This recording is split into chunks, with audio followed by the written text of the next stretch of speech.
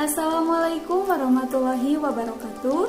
Perkenalkan, nama Rahma Yanti Ningsih, NIM C19862060035. Prodi Pendidikan Guru Sekolah Dasar Universitas Muhammadiyah Tasikmalaya.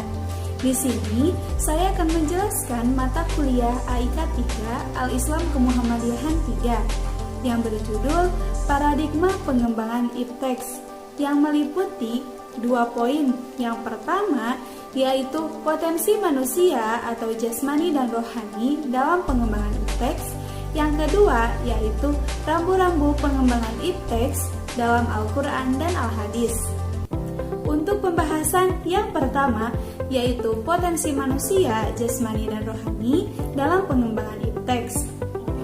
Ada beberapa pendapat yang membahas tentang potensi-potensi yang dimiliki oleh manusia.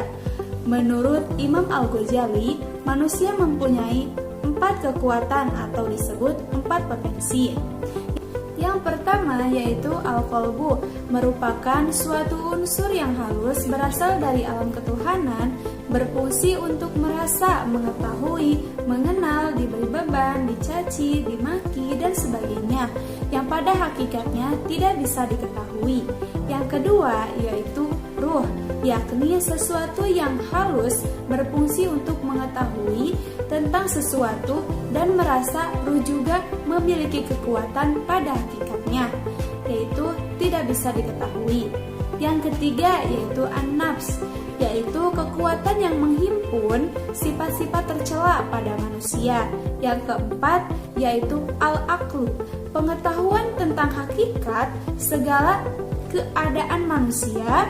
Akal ibarat sifat-sifat ilmu, tempatnya di hati.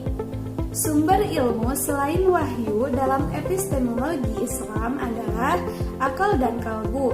Akal sebagai masdar tidak disebutkan dalam Al-Quran, tetapi sebagai kata kerja aqala. Dengan segala akar katanya terdapat dalam Al-Quran sebanyak 49 kali. Semua menunjukkan unsur pemikiran pada manusia.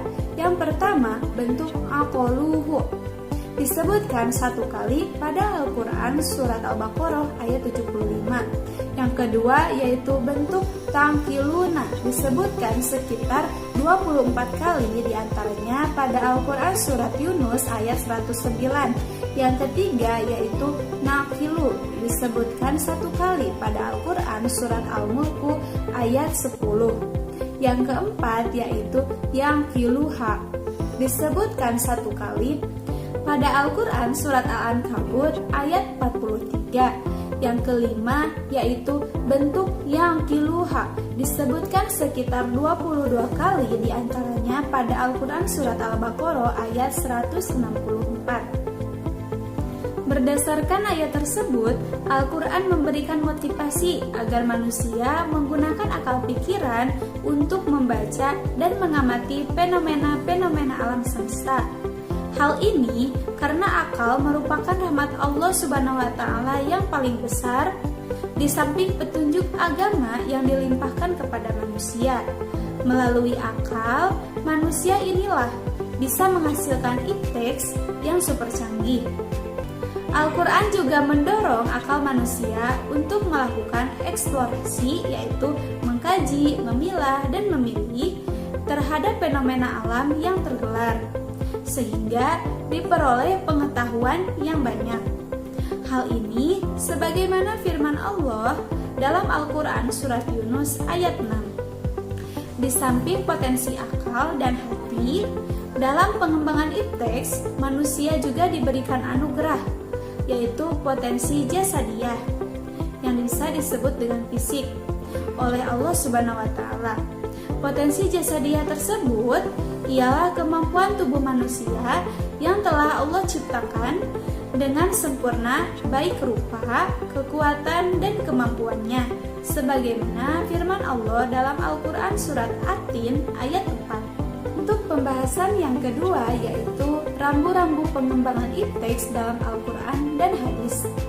Pengembangan ipteks pada satu sisi memberikan berkah dan manfaat yang sangat besar bagi kesejahteraan hidup manusia.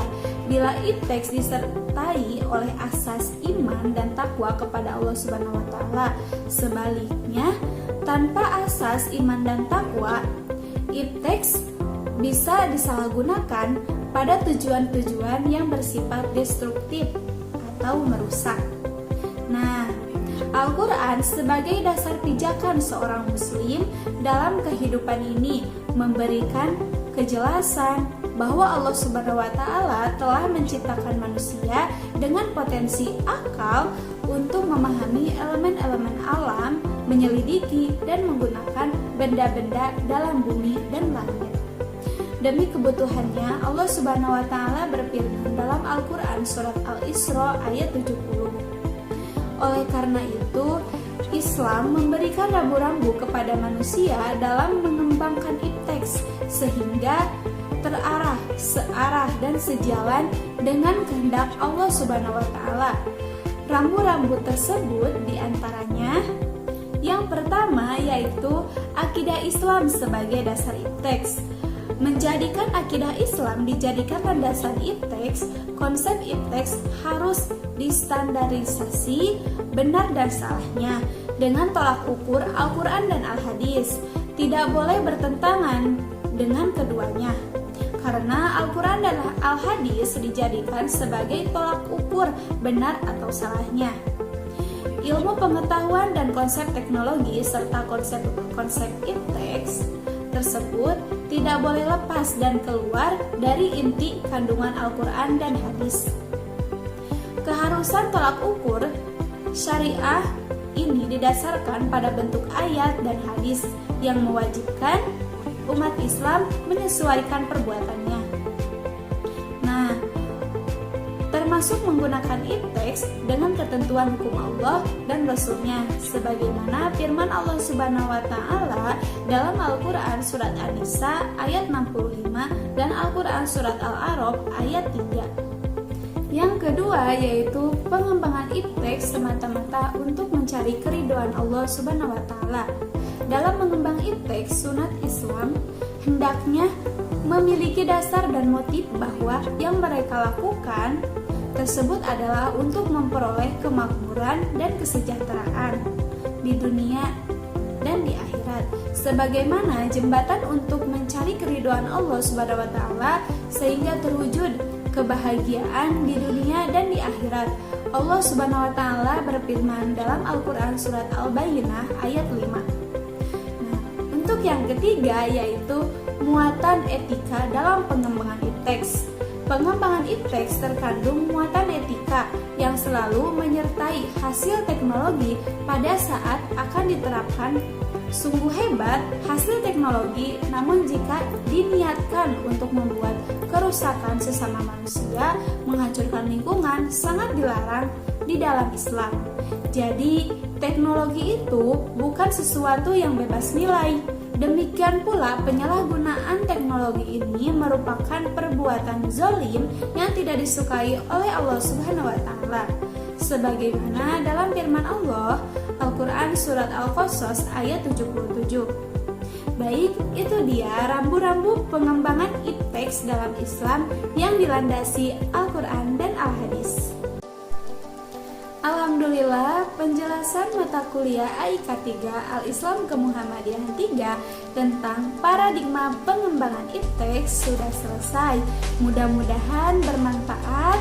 Mohon maaf bila ada kesalahan. Ditutup dengan doa, Robbana atina fid dunya hasanah wa fil akhirati hasanah wa qina adzabannar.